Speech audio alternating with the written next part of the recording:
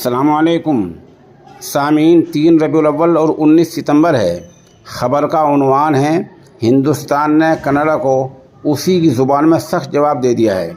हिंदुस्तान ने भी एक कनाडा के आला ओहदे पर फाइज सफारतकार को देश छोड़ने का आदेश दे दिया है। ख़बर थोड़ी और तफसील से सुनिए। बताते हैं, खालिस्तानी दहशतगर्द हरदीप सिंह कत्ल मामले में हिंदुस्तानी अफसर के मुलव्वस होने का आरोप लगाते हुए इल्ज़ाम लगाते हुए कनाडा ने 24 घंटे पहले भारत के एक सीनियर डिप्लोमेट को अपने देश से निकाल दिया था। कनाडा की इस कार्रवाई के जवाब में हिंदुस्तान ने भी कनाडा के एक सीनियर डिप्लोमेट को देश से निकाल दिया है।